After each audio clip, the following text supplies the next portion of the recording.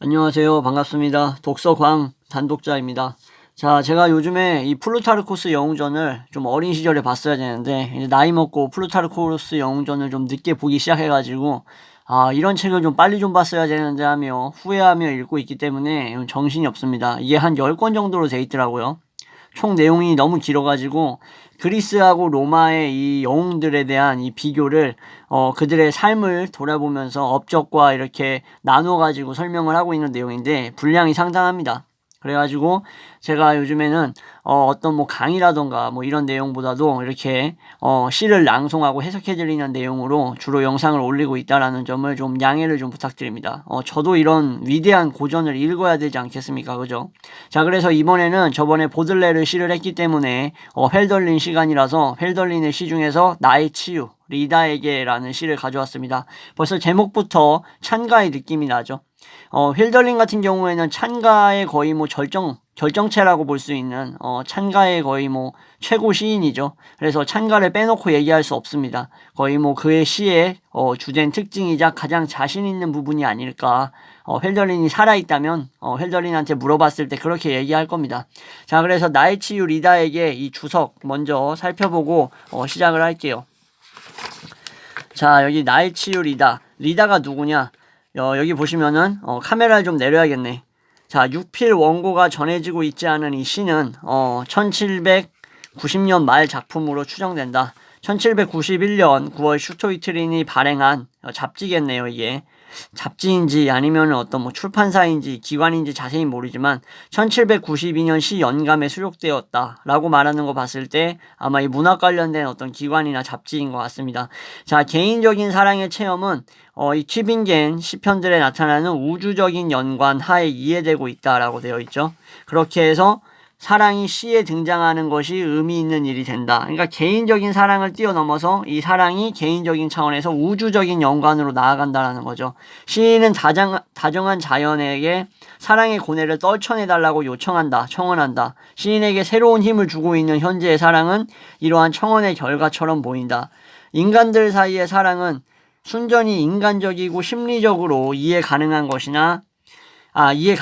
아니다. 예, 그러니까 인간적인 차원의 이러한 사랑 같은 것들은 인간적 심리적인 걸로만 이해할 수 있는 게 아니고 오히려 전체 우주에서 작용하는 사랑의 힘이라는 현상의 한 형식에 불과하다라는 거죠. 그러니까 인간의 사랑이 이 우주적인 차원에서 작용하는 그 일부분에 불과하다라는 거죠. 이 거대한 대우주의 생명 속에서 인간의 생명이 소우주의 생명으로 작용하는 것처럼 비슷한 느낌인데, 그러나 이러한 사실로부터 치유하여 감동을 불러일으키는 사랑의 힘이 유래한다라는 거. 여기서 이게 중요한 거네요. 그죠? 대우주 속에 소우주가 있다라는 사실이 중요한 것처럼 이러한 전체 우주에 작용하는 사랑의 힘 속에서 이 현상의 하나의 형식에 불과한 이 감동을 일으키는 개인적 차원의 사랑이 유래한다라는 것이 중요하다라는 거. 그처럼 시인은 자신의 개인적 체험에서 단순히 멈춰있지 않고 리다에 대한 현재의 사랑 그것을 더 넘어서 궁극적인 목적지까지를 바라보고 있다라고 표현을 하네요. 그럼 도대체 이 리다가 누구냐? 마리 엘리자베트 르브레의 시적 명칭이라고 합니다. 튜빙겐 신학교 교수이자 명예학장이었던 요한 프리드리 르브레의 딸이었는데 이 사람한테 애정을 품었고 두 사람의 관계는 신학교에 이제 재학하는 동안 내내 지속되었다. 제 생각에는 헬덜린보다 나이가 많았을 것 같습니다. 그죠? 왠지 이 명예학장의 딸이면은 당시 헬덜린이 튜빙겐 신학교 시절에 어린 나이였기 때문에 미성년자였기 때문에 아무래도 연상의 여인이지 않았을까. 그래서 마치 우러러보고 동경하지 않았을까 싶은데 본격적으로 들어가도록 하겠습니다. 자, 꽃잎 모두 줄기에서 떨어졌었다. 장래 나의 길을 갈 용기와 기력 투쟁하는 중 나에게서 쇠약해졌었다. 어떤 이런 좌절과 어떤 생명의 쇠퇴의 그러한 기간, 암울했던 어떤 시기를 얘기하네요. 욕망과 생명, 이전 세월의 자랑스러운 평온이 사라졌었다. 나는 비탄에 파묻히고 나는 조용히 무덤을 향해 비틀거리며 걸었다. 되게 암울한 상황이네, 그죠? 예, 어떤 희망 같은 걸 찾아볼 수 없는. 마음이 자주 고귀한 사랑을 찾아 헛되이 애썼듯이 헬덜린 같은 경우에는 항상 어떤 이상적이고 신념에 살았던, 어떻게 보면 저와 또 이런 어떤 낭만주의 시인들의 비슷한 점이라고 볼 수도 있겠는데, 이러한 부류의 사람들이 원했던 어떤 그러한 이상향 같은 거에 대한 추구, 갈망 같은 것들을 헛되이 애썼다라는 것.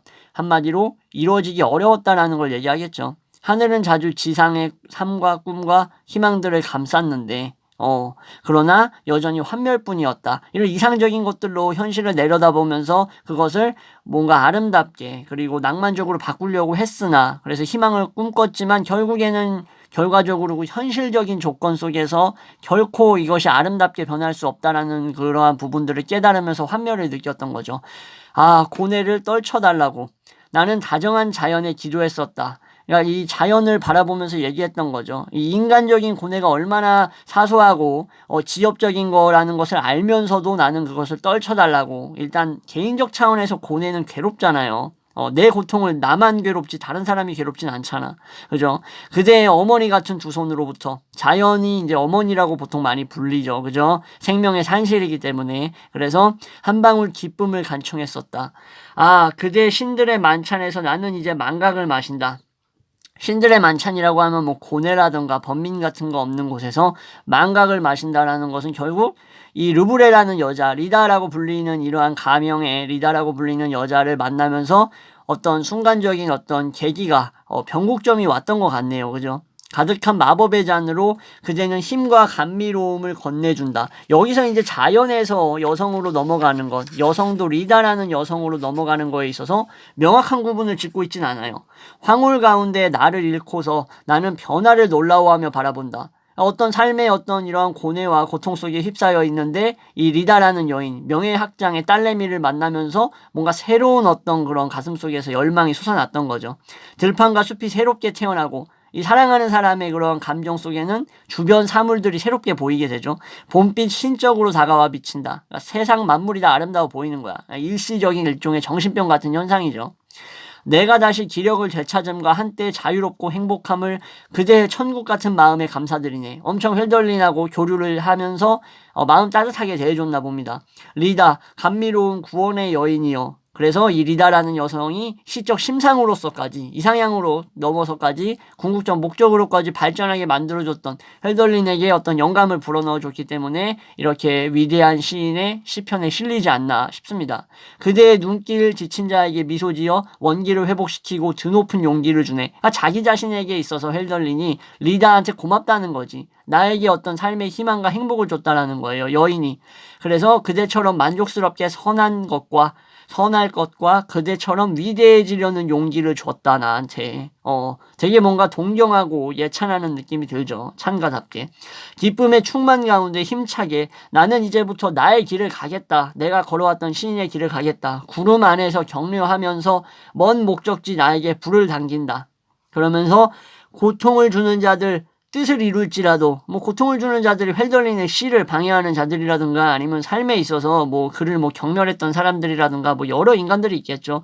창백한 근심이 조용한 방 주위를 맴돌지라도 조용한 방 속에서 사색하면서 어떤 시적인 영감과 심상을 통해서 시인으로서의 삶을 살아가려고 하는데 여러 가지 근심이 자꾸 떠나질 않고 현실적인 조건들이 자기 주변에 떠돌지라도 맴돌지라도 리다는 나를 위로해 주리라고 하면서 마무리 짓네요. 도대체 둘이 무슨 얘기를 나눈 거야? 어떤 그냥 성적 연상 여인에 대한 판타지를 헬덜린이 갖고 있었다라고만 보기는 어려울 것 같고 뭔가 어떤 영감을 크게 줬던 것 같습니다.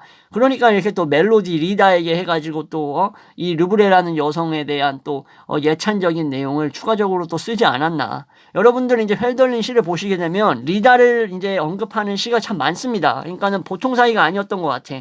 정신병이 걸렸던 거는 리다 때문에 걸린 게 아니라 어떤 가정교사, 사랑했던 여성 때문에 걸렸던 거지만 근데 리다라는 이 여성이 뭔가 니체에 있어서 루살로메 같은 어떤 그런 느낌이었을지도 있겠다. 헬덜린에게 있어서 그런 생각도 해봅니다. 네, 이렇게 해서 영상 마무리하겠습니다. 시청해주셔서 감사합니다.